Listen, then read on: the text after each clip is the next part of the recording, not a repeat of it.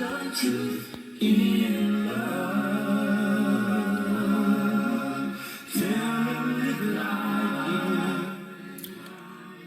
dear listener. This is Derrick Gillespie, and this is a follow-up video, a conclusion video, if you can call it that, for episode 3 of The Truth Goes Facebook Live. Episode 3 was aired and recorded on August 22, 2020. But unfortunately, during the airing of that video, we had to end prematurely because of some Wi-Fi and connection issues. And we kept being disrupted by the signal being dropped towards the end of that video. And I was just in the middle of dealing with Genesis chapter 6 and the issue of the sons of God, the daughters of men, the Nephilim, and what that passage really is all about. And so I promised the viewers that I would have posted an appendix type video just to make sure that the issues were brought to a conclusion. And so this video, though not live, will be what I call part 2 or segment 2 of episode 3. So I would call it episode 3B, that will explore the issues of Genesis chapter 6 to its conclusion. This will be done in 2 parts. First, I will step by step take you through Genesis chapter 6, where we see the story leading up to the flood of Noah. In the first verses, we saw the issue about the daughters of men being seen by the sons of God, and wives were taken and so forth. And then we had the Nephilim coming into the picture. Later in the chapter, maybe about verses 11 through to about maybe 19, we see God talking to Noah and making him understand the reason why the flood is coming. The earth was filled with violence and bloodshed everywhere, and humans corrupted themselves, and so God commissioned him to build the ark. And so I'm going to now go step by step into looking at what those verses really mean, and then close off later on with a video done by someone else, which really nicely summarizes the issues for you. So God bless as you listen to. Now we turn to Genesis chapter 6. I'm going to read a couple of verses to see the whole background and context to the story. It came to pass when men began to multiply on the face of the earth, and daughters were born unto them, that the sons of God saw the daughters of men, that they were fair, and took them wives of all they chose. And God said, My spirit shall not always strive with man, for that he is also flesh, yet his days shall be 120 years. There were giants in the earth in those days, and after that, when the sons of God came unto the daughters of men, they bare children to them. The same became mighty men of old, men of renown. And God saw that the wickedness of man was great in the earth, and that every imagination of the thoughts of his heart was only evil continually. And it repented the Lord that he had made man on the earth, and it grieved him at his heart. And the Lord said, I will destroy man whom I have created from the face of the earth, both man and beast, and creeping things, and the fowls of the air, for it repented me that I made them. But Noah found grace in the eyes of the Lord. And we know the story very well of the flood of Noah, so we don't need to get into that. What we need to discover here, first of all, is there anywhere in the story where the focus is not on humans? You will notice in verse 1, it mentions men. In verse 2, talks about the sons of God and daughters of men. The Lord said, my spirit shall not always strive with man. And verse 4, it talks about giants being born between the sons of God and the daughters of men. Verse 5, God saw that the wickedness of man was great in the earth, and that every imagination of his heart was evil continually. Repented the Lord that he had made man on the earth, and it grieved him at his heart. And the Lord said, I will destroy man. Notice the consistent theme throughout about the reference to man. Now, there is nowhere in the passage which refers to spirit beings or to angelic beings. Nowhere. Why was this interpretation imposed on the passage? Simply because people thought that the expression the sons of God and the daughters of men indicate this. But the question is it warranted? Can we find anywhere else in Scripture where reference is made to men and the sons of God, and it is only with reference to humans? All throughout the Bible, humans are referred to either as a son of God, sons of God, children of God, not just angels. And so, if there is no indication of spirits being mentioned in this passage, there is no way you can impose that it was angels that were involved. But the question is, why is there a distinction between sons of God and daughters of men? If we can find another passage in the Bible where only humans were in focus, but there is a distinction made between sets of humans, where one is called either the seed of men or the daughters of men or the sons of men, as compared to those who belong to God, then we can see that there's no warrant for introducing spirit beings. Let us go to Daniel chapter 2, and we will see a very interesting scenario there, that many of those who misinterpret Genesis chapter 6 did not recognize this. In Daniel 2, we know the story of the king of Babylon had this dream of an image of different metals. He woke up and he never remembered the dream and the meaning of it, and he called all the wise men of Babylon together, including the captives who were skilled in knowledge, such as Daniel. And we know the story. After the other wise men failed to tell the king his dream and to interpret, Daniel was able to tell the dream and to interpret it as well. And Daniel told the dream of 4 major world kingdoms or powers that would rise in the earth, that would have direct impact upon the people of Israel and the people of God throughout the ages up until the end of time. And he started with Babylon, which was the head of gold, then Medo-Persia, or the Persians, which was the shoulders, the upper body of silver.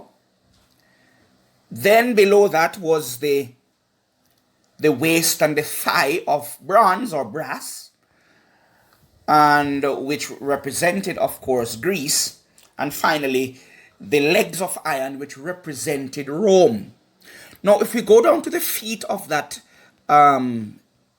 image, we recognize that the final kingdom was interestingly divided into 2 incompatible substances, iron and clay. And it's interesting that while it was focusing on humans, God's kingdom, the time when God's kingdom was already set up, Rome would have been in power. And what we have introduced is a mixture of clay, which interestingly is the substance used in the Bible to represent God's people. And the only power, secular power, world power, that united with God's people to form a union was the Roman Empire, when the people of Rome and the people of God, Christians, united. Eventually we end up with what is called the Christian Empire, Christendom, the Holy Roman Empire, which eventually ended up being the papacy, the Roman Catholic Church, which today is both a church and a state, the remnants of that power. Notice that it says this clay and this iron, the people there would try to mix, but it would not be compatible. The focus was only on humans. And notice in verse 43, it says, whereas thou sawest iron mixed with miry clay, they shall mingle themselves. Who shall mingle themselves? Those of the Roman Empire and those who constitute those who would be considered clay. Mix themselves with the seed of men. Notice, seed of men. No spirit beings is in the picture. It's all humans. And yet there's a distinction between the seed of men and those who would mix with them. Who was being referred to here? Christians who were the seed of God, the sons of God, who would mix with the seed of men. Yet it would not be compatible. So when we look at this scenario, it brings us to the idea that God says, be not unequally yoked with unbelievers, those who are not part of the fold.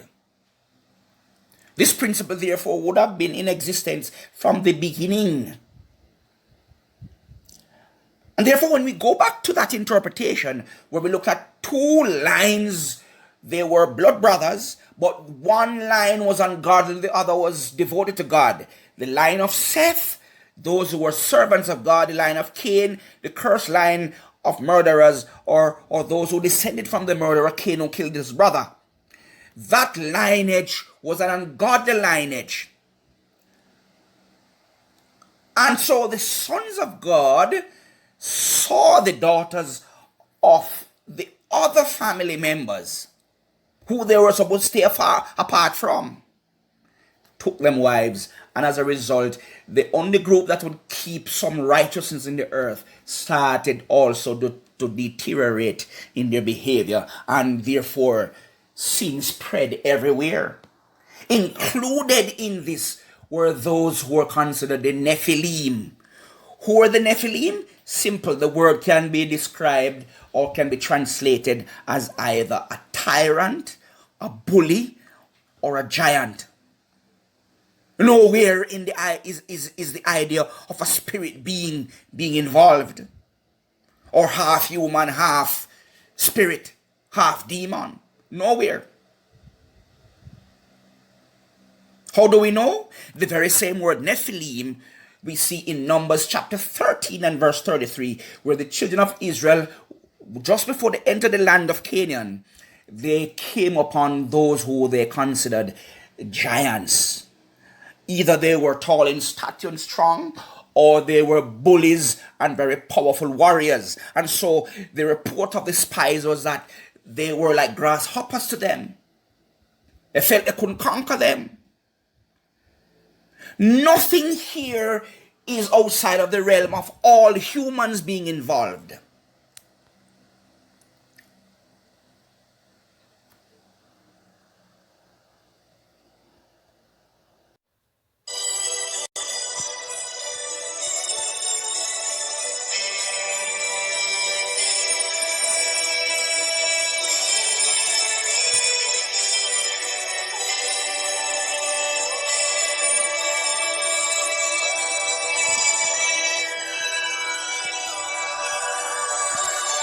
So who were the Nephilim mentioned in the Bible just before the flood of Noah's day?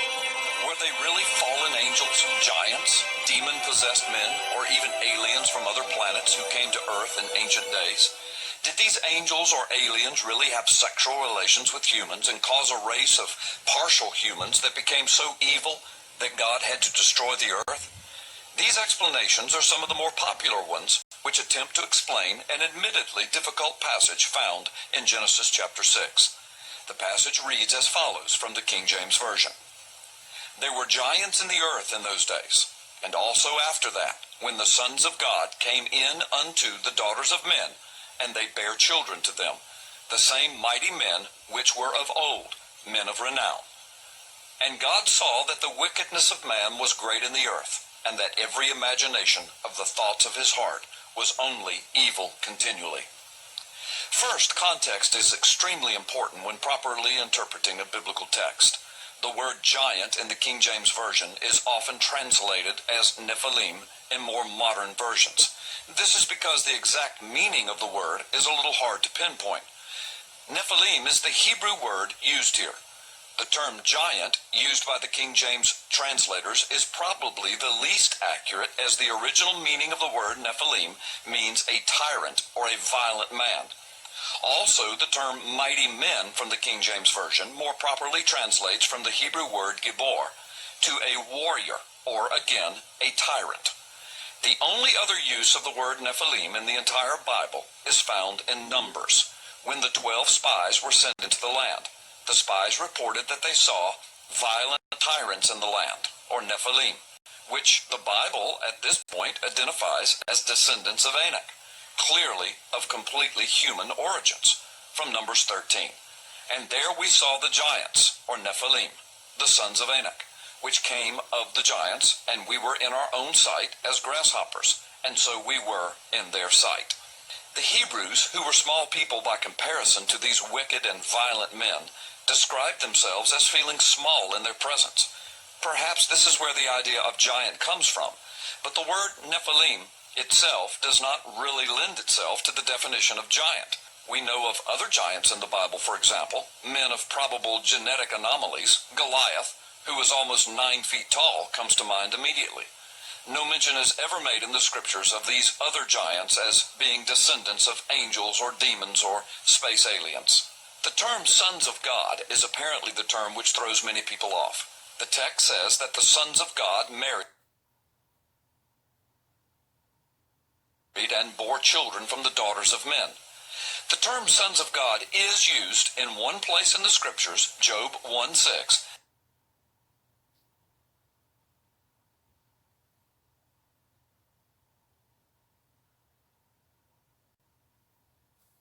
as a term for angelic beings.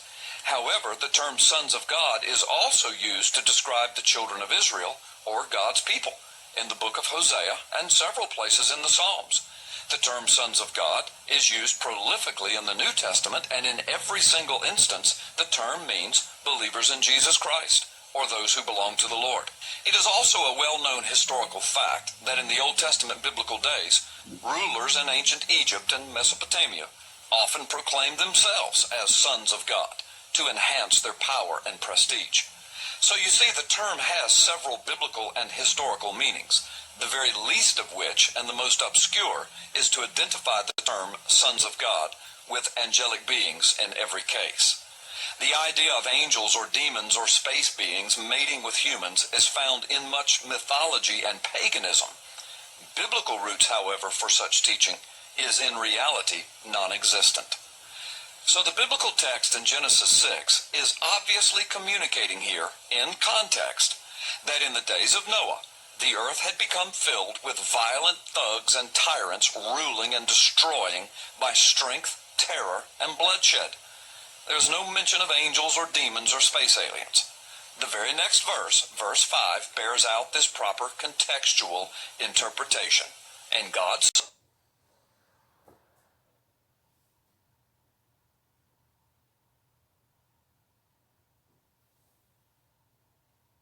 saw that the wickedness of man was great in the earth, and that every imagination or the thoughts of his heart was only evil continually. Again, no mention of demons, angels, or space aliens. It becomes apparent then that Moses, in giving a sweeping overview of perhaps many hundreds of years of human history just before the flood, is simply making the point that godly men abandoned their commitment to God and took pagan wives. Over much time, this spiritual degeneration of the culture resulted in a violent culture ruled by terrorists and violent thugs. Does this sound strangely familiar? It was this overt spiritual degeneration of the culture that brought God's ultimate hand of judgment upon the earth. The Bible says these same days are coming again, and so is God's great and final judgment. You can escape this coming judgment by surrendering your life